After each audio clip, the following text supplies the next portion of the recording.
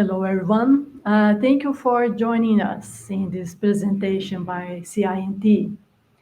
And the first session is about great leaders and how great leaders are great at trusting others.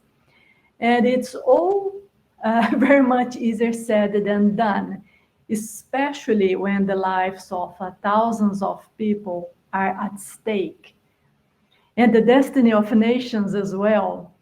So today we're going to look at how great leaders trust others to make life or death decisions.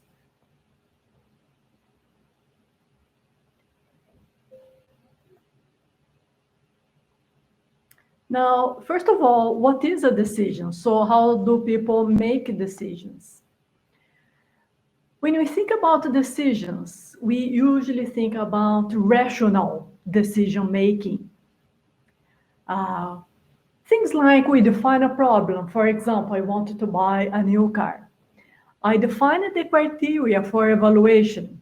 So a car has to be, I don't know, fast, cheap, safe, whatever it is that you value in a car. Then you generate the options. What are the options available in my range? You have model A, B, and C. Then you apply weight to each of those criteria.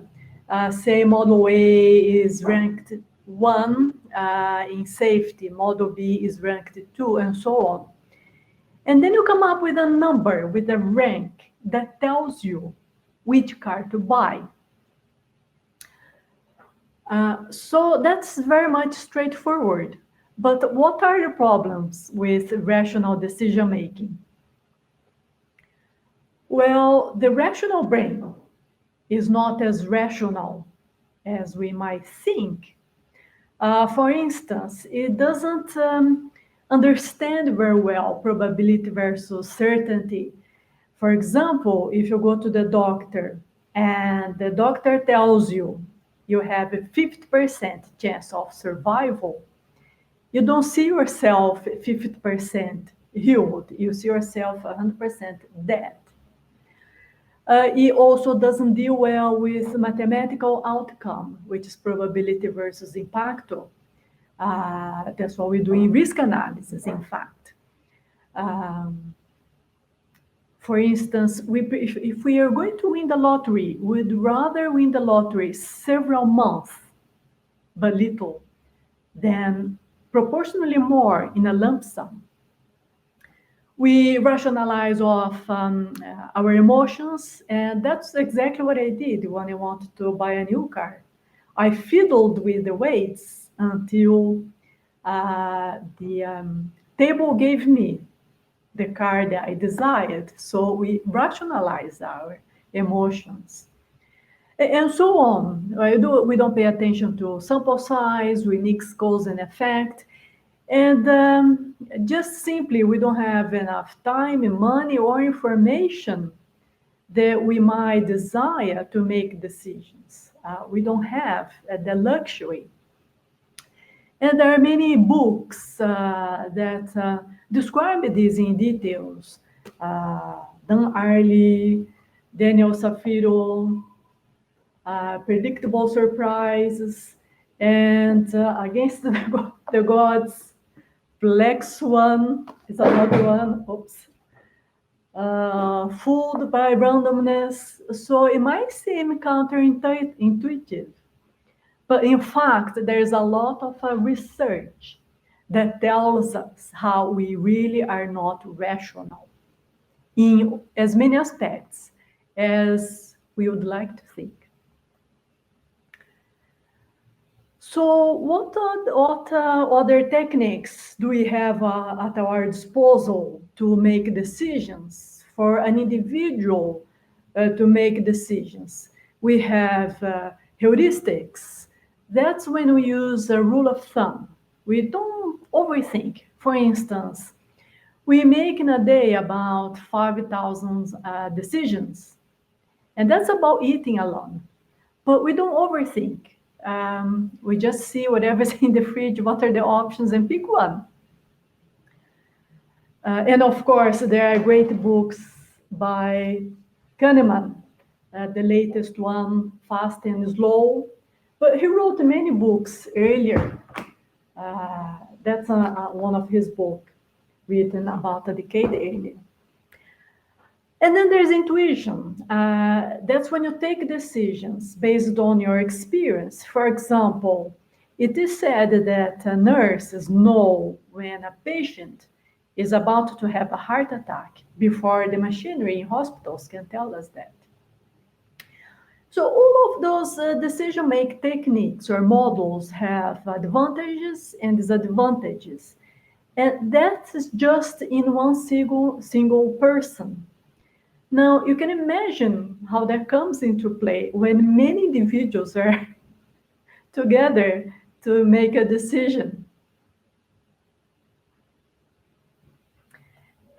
which is our focus here today in this presentation. And our first reaction when we are in teams is to seek consensus. We have a meeting, 60 minutes meeting, and somehow we always, in this time box, reach a conclusion. And why do we seek a consensus? To reduce conflict, to meet deadlines, because a decision has to be taken today. Lack of authority may, and perhaps you even know what's the solution, but you don't have the authority to take it. And frankly, just to be nice to people. We feel discomfort when we are in conflict and we're not nice to people. And you can leave messages here. I'm looking at the chat. There are no questions, but feel free to make any questions or comments. So that's how we seek consensus. Let's now jump into our two case studies. The first one is the Panama Canal. And perhaps we have to start looking at the Panama Canal constructions a few years back when the Suez Canal was built. And you're going to see why. Well, Ferdinand Lesseps, you see here on your left, was a diplomat, a French diplomat in Egypt. And he had a great idea. If you look at the map on your right, ships had to circumnavigate Africa to get to India to buy spices. And he thought, what if ships could go over this isthmus here? I can dig a hole here. And the ships can go through India, linking the Mediterranean Sea and the Red Sea. So instead of taking just over 12,000 miles, that's almost 20,000 kilometers, the journey would take 7,000, just over 7,000 miles and 11,000 kilometers, saving time and money. And he proposed the idea. He was granted permission to build the Suez Canal, and he did it. It was a huge success in terms of engineering, financial, world trade, diplomacy. Lesseps became rich, famous, well-known, respected. And then, of course, a few years later, he had another great idea. He looked on the other side of the world. And he thought, what if the same scenario, ships to go from where gold and natural resources were there in the west coast of the United States to the financial centers, New York, Washington, ships had to circumnavigate Central and South America, taking just over 5,000 miles, that's roughly 80,000 kilometers. There would be the shorter journey. The whole journey would take 3,000 miles, 20,000 kilometers. So same line of reasoning. What if I can dig a hole here, remove the ground, and the ships could go through Central America. So you can see here in the other map, the Suez Canal and the Panama Canal. Same idea, same concept, same technique. He proposed the idea to the National Geographic Association in France. They thought it was really a great idea and asked for proposals. And many engineers made proposals using different techniques, different ideas. But then, of course, Lesseps was already extremely famous, well-known, respected, and of course, his proposal won. And then we start the construction of the Panama Canal. You can see here some dramatic pictures of the construction. And it was extremely hard, very different from the Suez Canal. So it's one thing to build a canal in the desert by people who built the pyramids as slaves. And the other thing is to build a canal in the middle of the jungle in a non-populated area. And so what happened was, when it rained, all the ground, all the earth that workers had removed would go back again in landslides. So they would go back to first steps. And what's more, all the machinery would get damaged by the rain. So there was a disaster. And what happened was, you can see here, the world economy gave rise to greater international relations, which increased the demand for the canal construction.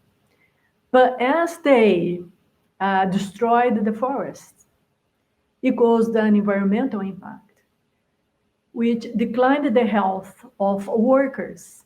Many people died.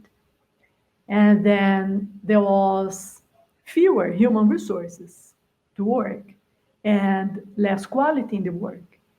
So therefore, Lesseps had to go back to the financial market, borrow more money, which would increase the world economy, increase international relations, and increase the demand for the canal. So you see where I'm going? It was a non-stoppable disaster. You can see here another picture of how hard it is to build a canal in the jungle. And here is a stock of Ferdinand Lesseps' company. You could actually buy a stock physically. It's actually signed by him. He borrowed an awful lot of money. He went bankrupt in 1889, having spent $287 million. 20,000 people died, and 800,000 investors lost their savings. And so much so that Lesseps was accused of fraud in the financial markets. He was sentenced to 5 years in jail, he and his son. But then, of course, by this time, he was quite old and people turned a blind eye. He never served time in prison. But it was a total disaster. And then the Americans bought the rights to build the canal. It was a huge business opportunity for the United States, because the UK dominated the sea at that time, making huge amounts of money. And the United States saw an opportunity to get a part of all this money. And they bought the rights to build the Panama Canal, except that Panamanians didn't like the idea. Because it is one thing for the French, Europeans, to go to their home place and build an engineering feat. And for also, it was another thing for the Americans to go there and build a canal. But then, of course, Panama didn't even exist at that time. It was Colombia. And you see here a cartoon from that time. So it's a Frenchman hitting an egg that's hatched. The egg is Colombia. And Panama is born, bringing with it the concessions for the Americans to build the canal. Legend has it that Americans armed the rebels. In a few days, weeks, they proclaimed independence, and a country was born, Panama.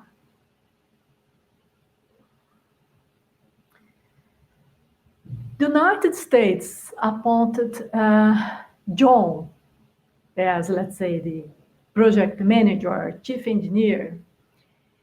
And when he got to Panama, he was given the key to the hospital because everyone had died. This is awfully incredible, but all the workers were dying. There weren't enough people left to build the canal. And in fact, other countries in Central America had prohibited people from leaving to go to the construction because no one was left. There's not enough people left. In other countries as well. When John got there, so he was presented the key to the hospital, and it was such a great challenge that he had, believe it or not, the second highest paid salary in the United States, behind only the president himself. But John wasn't fooled. He stayed a year, just over a year, and he said, I have another opportunity, I'm moving on, and he resigned. He was actually, he had a great background.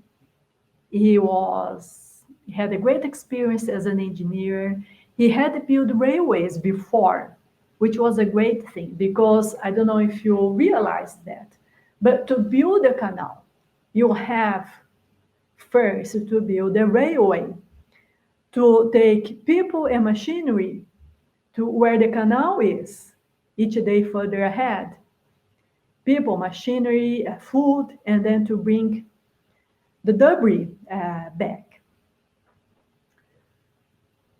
He had a great background, great experience, and still he gave up. And to his place was appointed another John Stevens. He didn't have such a great background, such great experience. And when he got there, he asked, who is the doctor at charge? And William Gorgas, let's call him Bill has said, it's me.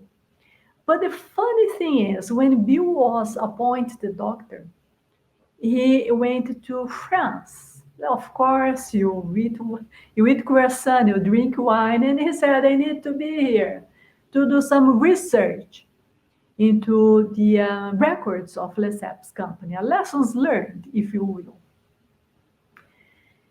And one day he said, well, I finished. I know already what's causing people to get UNI. And he said, it is the mosquito. And he was ridiculed all over the world because people knew at that time that the word malaria is made of mal air. That is, you get malaria from the air. So much so that when you went to hospital, the nurses placed a bucket of water next to you to improve the air. And then, of course, the mosquitoes would lay eggs in the water. And people didn't want to go to hospitals because They knew that if they went, they would certainly die in the hospital. For different reasons, perhaps not so different from today. We don't want to go to hospitals, but of course, for different reasons. And so Bill was ridiculed by everyone, scientific community, politicians, everyone. But John said, I'm going to trust Bill. If he's saying it's the mosquito, it must be. And the situation was escalated so much that got to the president of the United States, Roosevelt. Roosevelt had a particular way of dealing with conflict and make decisions. He would place two groups of people against one another in a technique that perhaps today would call mediation. But he would say, well, he's saying that the problem is the air. What do you say? No, Bill would say the problem is not the air. I did some research, it's the mosquito. And then he would say to the other team, well, Bill is saying it's the mosquito. What do you say? And then by this technique, using this technique, the president of the United States decided that the mosquito caused malaria. The United States paid $5 for each dead mosquito. You can see here hospitals now, hospital beds have nets. They clear the area, they kill the mosquito. And so they kill the mosquito, eradicate the malaria and yellow fever from Central America, and built the Panama Canal. So that's huge. They also changed the technique. Instead of a sea level, as Lesseps had proposed, they built a sequence of locks. So it makes you think that in those 10 years that Lesseps tried to build the canal, no one told him, you are going the wrong way. You're doing the wrong things. And maybe people did. There were some pretty genius people working for him.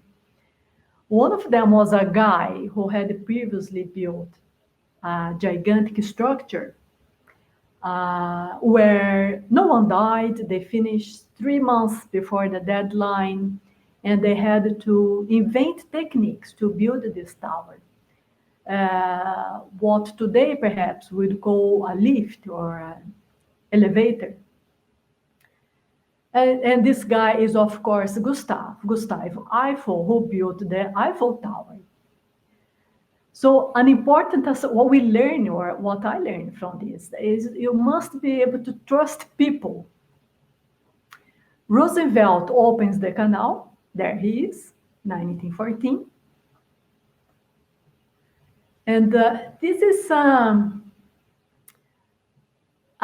picture of the vessels. It's a picture, but it's a real life picture. Each of these drawings here, red or blue, represents a vessel. I took this picture yesterday evening.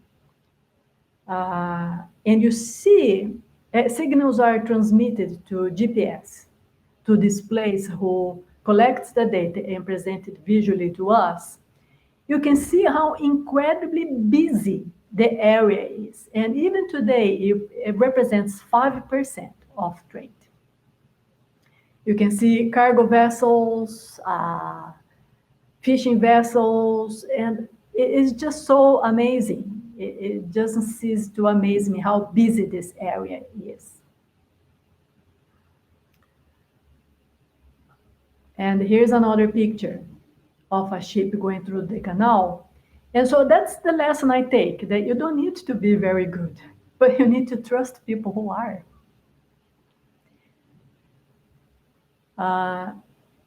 And let's move on now to the Cuban Missile Crisis. And then again, perhaps we should start it a few years earlier, a year and a few months earlier, with the invasion of Cuba. So what happened was, one day, the CIA went to John Kennedy, President of the United States, and said, you need to invade Cuba. John Kennedy had just been appointed President of the United States. And he said, really? And CIA said, yes. Roosevelt, your predecessor, left the plans all laid down. It's all ready for you. You just have to say, do it. I said, Roosevelt left the plans here. It's all ready. He thinks I should invade. Yes, Roosevelt thinks it's all ready. And then, of course, you can imagine the pressure there, because Roosevelt had run 2 terms as the president of the United States. He was hugely popular. What's more, he had ended Second World War. He won the D-Day in Normandy. He was a general. So imagine this guy saying, or leaving plans behind to invade Cuba. So John Kennedy said, okay, let's do it. Let's invade Cuba. That was 17th of April, 1961. And incredibly, as you might think, the United States lost the war to Cuba in 3.5 days, paid over $1 million to free 113 prisoners of war. And it was a total disaster. John Kennedy went on television. He was deeply distressed. He went on television and he said, it's my fault. I'll take responsibility. He was so distressed that he called Eisenhower to talk. And he said, Eisenhower, what did I do wrong? Now, think with me how humble John Kennedy must have been. Because when he went to run for presidency, Eisenhower said, don't vote on Kennedy. He's a bad candidate. Don't vote on him. So you can imagine how humble Kennedy must have been to call Eisenhower to ask for advice. And he said, Eisenhower, did I invade in the wrong day? Was the Bay of Pigs not the right place? What did I do wrong? Should I have sent more ships, more planes? And Eisenhower said, Kennedy, how can I help you if you keep asking me the wrong questions? The question you should be asking yourself is, how do you take decisions? How do you communicate? And so this is Eisenhower. Eisenhower took decisions by delegation. He left to the teams to decide. But then again, he delegated so much that at the end of his second run in office, he was unable to take decisions because of the process in places. Delegated these decisions through process to other people, to teams. But anyhow, excuse me, coming back here, what we know today is that when you take decisions in teams, you might have loss of process. So the process gets lost. Let me get a sip of water.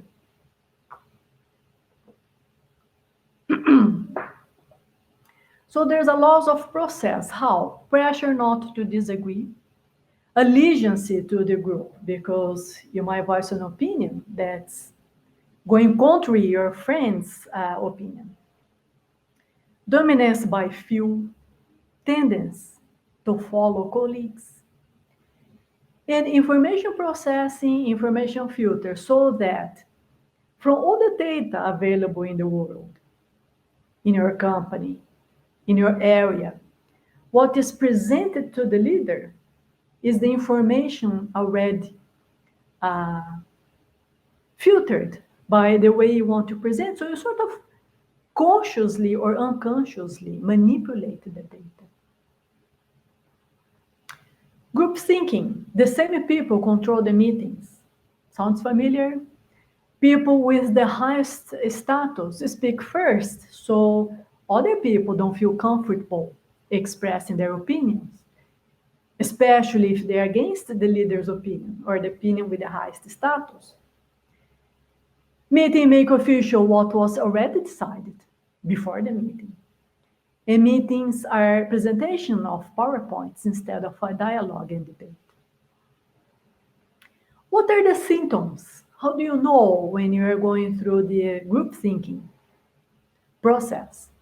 People don't look at other possibilities. Few possibilities are presented. People with different opinions are not heard. Or if they are heard, if they have an opportunity to speak, their opinion are not taken into account. And subordinates have to be careful with protocol, ground rules, hierarchical levels. And then the team itself influences the person. With group thinking, Moises factor, that's one person in the team who is more charismatic, says, let's go that way, and everyone will follow.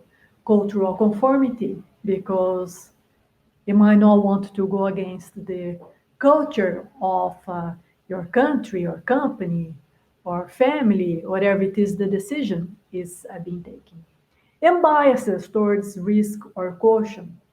So we know now that in the invasion of Cuba, people who voted for the invasion privately had great reservations. So in teams, our risk aversion index, if we will, goes up or down.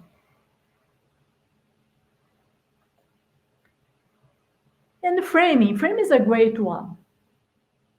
It means that the way you present the question or the situation has in it, in the sentence itself, almost the answer. So if I say to you, it's cold today, isn't it? You are more likely to say it is cold than not. It's different to say, is it hot or cold today? So somehow in the way we make questions or we present a problem, in the framing, we framing the sentence, the answer, we think it's more favorable. And it's so incredibly hard to make a sentence or to pose a problem in a neutral way. Try it, make it a goal, and see how hard it is. But then we are, October 1962. CIA comes to Kennedy again and say, Kennedy, this is a photo we took from one of our airplanes. Each one of these objects here is a nuclear missile. There are 150. They are being assembled. One of them will destroy 3/4 of the United States. New York will disappear, Washington, 3/4. They are pointed to the United States. One will destroy the United States. There are 150. They are being assembled, and we reckon they are going to be ready in 3 days. So you need to invade Cuba in 3 days, in the next 3 days. But John Kennedy was so disturbed by his first invasion, then he said, I will not invade Cuba.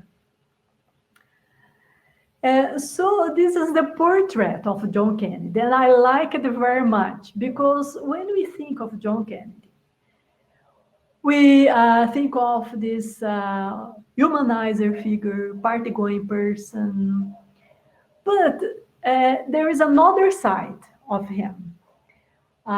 His wife, Jacqueline Kennedy, later Jacqueline Onassis, said, when people said this to her, she said, you are joking, he only works. And we now know that he had serious health problems. We now know that he had illnesses that were not even discovered by science. He took experimental drugs. He had such terrible back pain that he took painkillers throughout the day. So he spent the day taking medicine to uh, just keep going. And furthermore, he was never meant to be the Kennedy in the family. It was his brother Joe. His brother Joe was the oldest, was charming, was athletic, was intellectual, was a soldier. But he died prematurely in combat in an airplane. So John's father said, John, it's you now, go for it. And his father spent a fortune making John Kennedy popular and electing him for his first political job. And I like this portrait of John Kennedy because it's actually the official one in the White House. This introspective figure is his official portrait in the White House. And what he did was he signed a quarantine. He said no Russian ship can get close to Cuba. And look what happened. The Russian vessels continue to go to Cuba and take maintenance equipment to Cuba. And this is how close together a Russian vessel got from an American airplane. But no one fired. The ships still went to Russia, to Cuba, and no one fired. And by then, Kennedy had a suspicion that Nikita, the Russian president, did not want the war by KGB. So it was more like KGB against the CIA than Nikita against Kennedy. And so how did Kennedy take the decision not to invade Cuba? So what he did was, let's work with teams. But this time in a different way. First of all, you have to choose the most adequate place. The teams taking the decisions were not in the White House. They're not in a place with flags or symbols that could tell them they were in some way superior to the Russians. Everyone could speak. The group was subdivided into smaller groups who had to have different ideas. And the leader never gave his opinion first. In fact, Kennedy never went to these meetings. He went about his daily life, traveling around the United States. He never voiced his opinion. And the debate was stimulated. And there had to be arguments and counter-arguments. So they did it in a different way. And also the teams were diverse in nature. There was just generals, people with lower ranks, went to this meeting and voiced their opinion. So that's a very different setup. But then, of course, the final decisions are made by the leader, who has to be brave enough to change their opinion. Keep in mind the moral dimension, the values. Have the courage to face pressure and have the courage to decide, have the courage to change opinion, which was what Kennedy did. And pay the price. So the war never took place. It would have been the Third World War. It never happened. The missiles were disassembled. And at the end, people have to pay the price. Nikita, the president of Russia, a few months later, he was dismissed from office. He was sent to live in a faraway place, far from civilization, with his wife. He died alone in depression, and his name was removed from the Russian encyclopedia. And for many reasons, reasons that perhaps we don't fully understand today, a few months later, John Kennedy was assassinated. But you see how different this is, this group decision making, how different it is from consensus. And as another leader, Margaret Thatcher, British Prime Minister, said, consensus is the process of abandoning all your beliefs, principles, values, and policies in search of something in which no one believes, but to which no one objects. So consensus is the place you get when no one cares any longer about it. So I've given you here three different ways to make a decision. Roosevelt by arbitrage.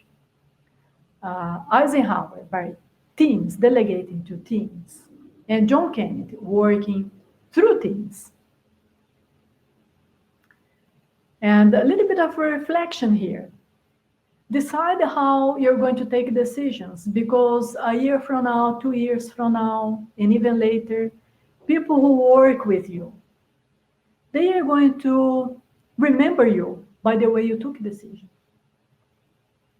And as Margaret Thatcher said, what great cause would have been fought and won under the banner, I stand for consensus. Of course, not for these three great people. Mandela, Martin Luther King, and Gandhi. And the lesson I take for myself from all of this is that leadership is the way you treat people. Treat people well, and you'll be doing good for others and for yourself. Now, I'd like to share with you a chart here. So let me try to switch browsers here. Let me unshare and share again, if I can. Let's see if it works. So give me a minute, please.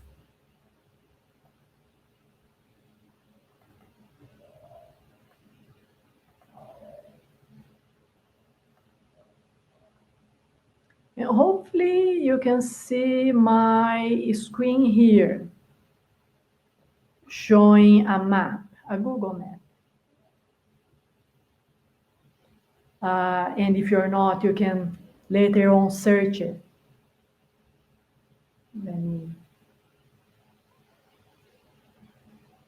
It's not working very well. Give me a second, please. There you go. So hopefully you are seeing Google Maps. This is the Suez Canal. And you can see here is just plain desert. Here's the Nile, but other than that, it's just a desert. And here is the Suez Canal. And if you're seeing my screen, you're seeing Panama Canal. And then again, if you're not, I'm just showing Google Maps. We can see here how different it is. It's a jungle. And the other thing I'm attempting to share is a live cam. This is a camera. This is a real life. The Panama Canal right now, one of the locks. So this is one of the locks, looks like right now. You can see ships in the background coming towards the lock. And let me stop sharing again.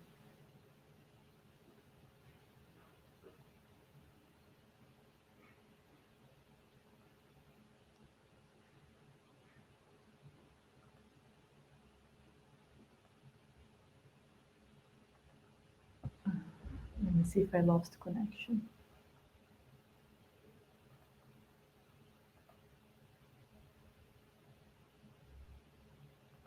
Oh, here I am. Sorry, people. So hopefully you saw that, but if you didn't, as I said, you can go to Google Maps and see the Suez Canal, the Panama Canal, and how different they are in nature, actually. Well, that's pretty much what I had to say today. I don't know if people have any comments or questions, or if we close it here.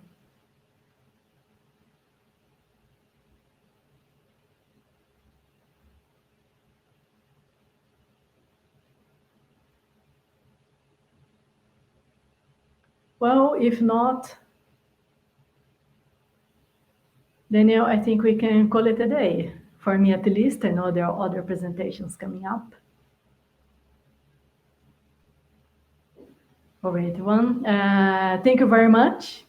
If you do have any questions, you can contact me in LinkedIn, Solange Aguilera. Thank you very much, guys. Talk to you later.